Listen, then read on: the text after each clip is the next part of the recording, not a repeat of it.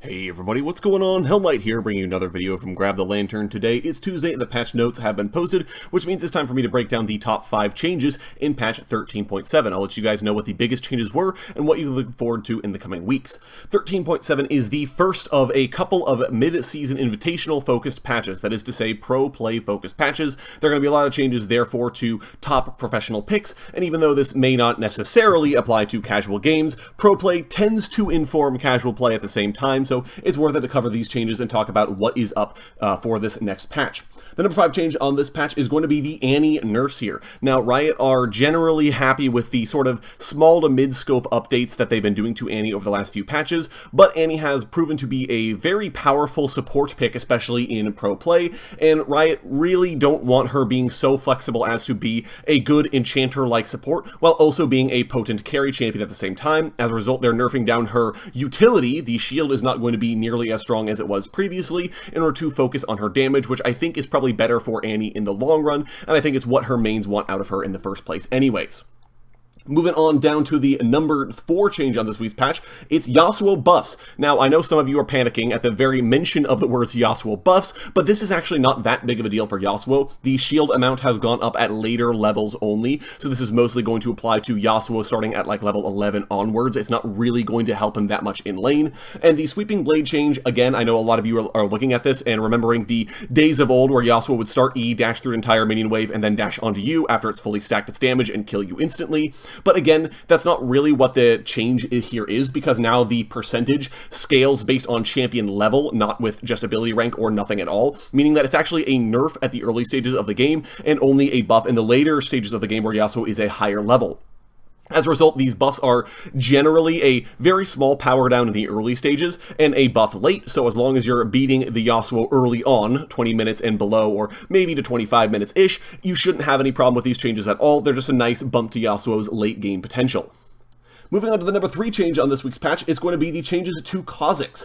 Now, Kha'Zix has had to play sort of a poke and catch fighter build currently to succeed, using the slow on his evolved W in order to catch up to people, and not really bursting them, but just kind of out trading them with raw value and damage, and building a lot of the new fighter items.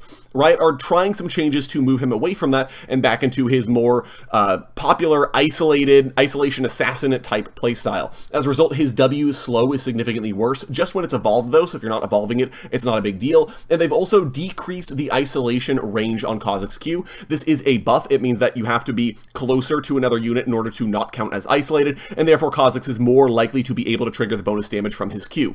These changes in isolation, see what I did there, are a little hard to parse, but I think generally speaking, Assassin Kha'Zix is going to feel much better, and Fighter Kha'Zix is going to feel much worse. Time will tell, though, how these changes actually shake out. Moving on to the Veigar changes here. Veigar has been a very powerful bot lane carry. He's actually synergized more with bot lane than with mid lane because he likes having a support to help bail him out in bad situations and just kind of wants to get through laning phase until he can actually scale up to the later stages. And as a result, he's been very, very powerful in professional play specifically. Riot are making a bunch of changes here to get him to be back in the mid lane, as that has a lot more counterplay for the character, and it's where Veigar mains actually want to play their favorite champion. As a result, all of his damaging abilities now have an AP ratio that increases based on ability rank. This means that Veigar scales much better with level than he does with gold, and it means that a solo lane Veigar therefore will have more XP and will therefore suffer a lot less from these AP ratio changes. The ratios are buffed when the abilities reach their final rank, so that is sort of a reason to play Veigar in a solo lane as opposed to the bot lane that we've been seeing. It is a generally very small power down for Veigar across the board, but definitely hits bot lane Veigar way more than it hits mid lane Veigar, so if you're still playing in the bot lane, consider playing him in the mid lane instead.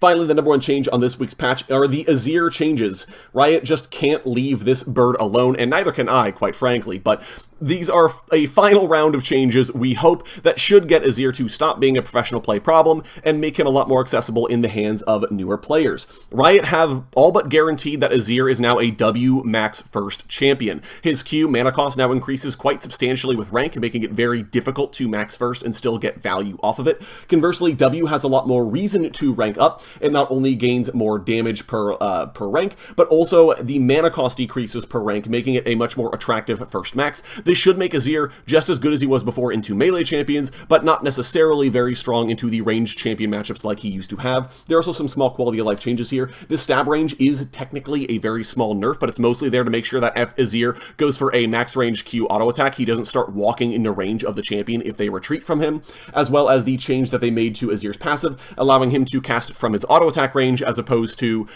having to step closer than he would otherwise like in order to actually summon the turret. Generally, I think this is a good direction for the changes. Is it the last round of Azir changes? Who knows at this point? It's been like a month and a half, but I like the direction that these changes are going for regardless. And that is going to be it for me today, guys. Thank you all so very much for watching. Those were the top 5 changes of patch 13.7. Let me know which changes you're most excited for down in the comments section below. I'm still down to keep playing these Azir changes, but I'm sure there's some other things in here that you guys are more excited for than the chicken getting another round of changes. If you enjoyed the video today, go ahead and leave it a like. And if you really enjoyed the video, consider subscribing. I upload a video every Monday, Friday, and on patch days like today as well. Once again, thank you guys so very much for watching. I do appreciate it. And I'll talk to you all later.